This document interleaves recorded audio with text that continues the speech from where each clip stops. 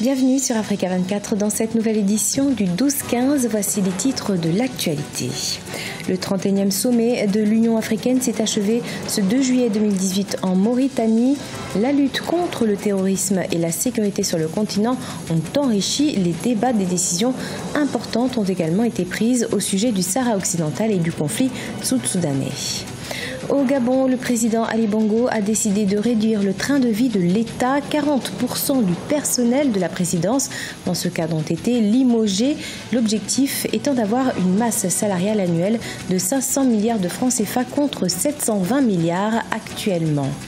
Et puis, en Côte d'Ivoire, l'application du décret sur la limitation de l'âge des véhicules d'occasion importés ne fait pas l'unanimité auprès des professionnels. Les autorités avaient pourtant donné 3 mois aux importateurs et transitaires pour se mettre en règle. L'heure est désormais aux sanctions. Mais tout d'abord, Jean-Pierre Bemba doit être fixé sur sa peine dans son 2e procès à la Cour pénale internationale ce 4 juillet 2018. En effet, la Cour avait requis 1 année de prison contre l'ancien vice-président congolais pour subornation, mais le bureau du procureur avait fait appel. Les différentes parties vont donc présenter des éléments supplémentaires ce mercredi au siège de la Cour à La Haye, aux Pays-Bas. Le sommet de l'Union africaine s'est achevé ce 2 juillet 2018 à Nouakchott, en Mauritanie. Au cœur des débats, le conflit entre le Maroc et la République arabe sahraoui démocratique. Un mécanisme africain va être mis en place pour aider les Nations unies à résoudre le conflit. Également, la lutte contre le terrorisme, principal thème de ce 31e sommet. On fait le point avec Nathalie Mou.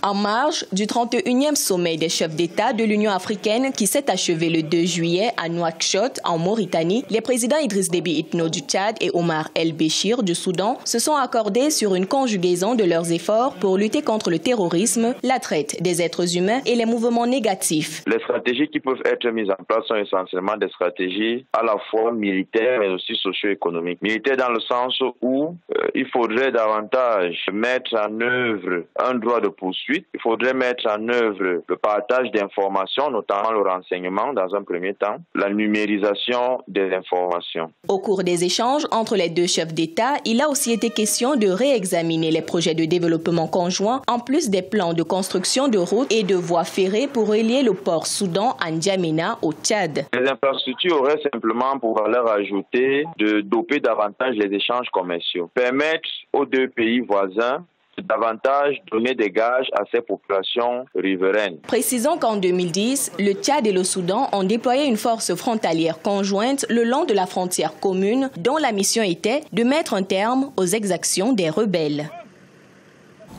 Au Niger, le procès de prévenus soupçonnés d'appartenir à la secte Boko Haram s'est ouvert ce 3 juillet 2018 à Difa, dans le sud-est du pays. Sont concernées près de 1000 personnes. Un procès de réconciliation pour le président de la Haute Autorité à la consolidation de la paix. Les repentis de Boko Haram qui ont fait amende honorable vont être libérés et réintégrés dans leur communauté, a également expliqué le général Abou Tarka. Par ailleurs, plusieurs dizaines de repentis attendent toujours leur réinsertion sociale.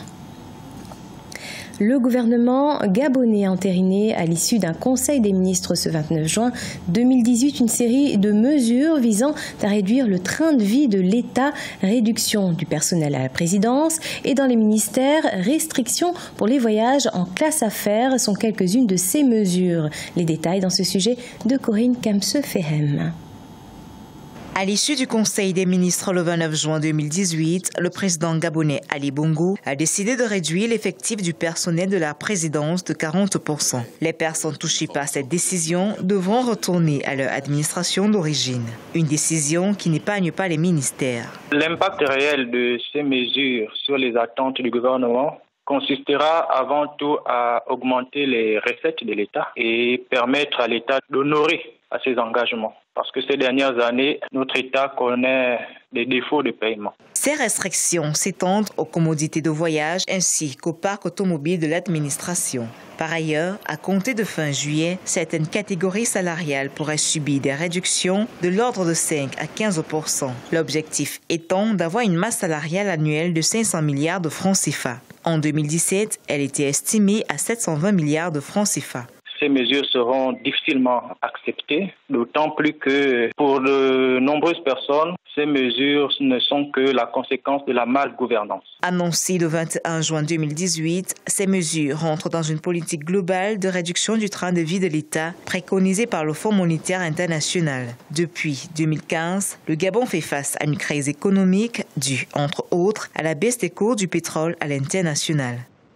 Et parallèlement, au Gabon, les mesures d'austérité prises par le pouvoir ne font pas l'unanimité au sein de la classe politique. Des mesures nécessaires afin de relancer l'économie pour le gouvernement, mais néanmoins qualifiées de rigolade par Léon Bouyembi, président du parti Forum africain pour la reconstruction. Ce dernier suggère le rapatriement des capitaux placés dans les paradis fiscaux par tous les dirigeants passés, que ce soit à l'opposition ou au pouvoir, pour rembourser les dettes de l'État.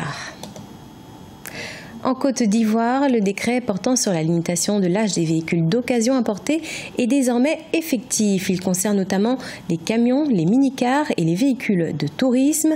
Depuis ce 1er juillet 2018, tous les différents acteurs doivent se mettre en règle sous peine de sanctions.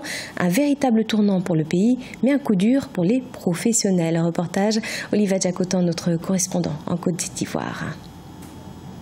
En Côte d'Ivoire, l'application le 1er juillet 2018 du décret sur la limitation d'âge des véhicules d'importation à 5 ans fait déjà débat au sein des acteurs du secteur du transport. Certains importateurs et transitaires sont remontés contre les autorités. Selon eux, ce décret mettrait en mal plus de 4 millions d'emplois directs et 10 millions d'emplois indirects. Le ministre nous dit que fin juin, il y a un arrêté. Les véhicules de moins de 10 ans ne rentrent plus. Ce sont les véhicules de 5 ans. Mais les véhicules qui sont en souffrance, qui ne sont pas encore sortis du port, les véhicules qui sont stationnés aériens, qu'est-ce qu'on fait? Qu'est-ce qu'on fait de ces véhicules? Les autorités avaient néanmoins donné 3 mois aux importateurs et transitaires pour se mettre en règle. Mais le récent scandale du guichet unique automobile sur l'affaire de dédouanement frauduleux de plusieurs véhicules a ralenti la procédure. Une situation qui n'empêche pas les autorités à appliquer le décret dès le 1er juillet 2018.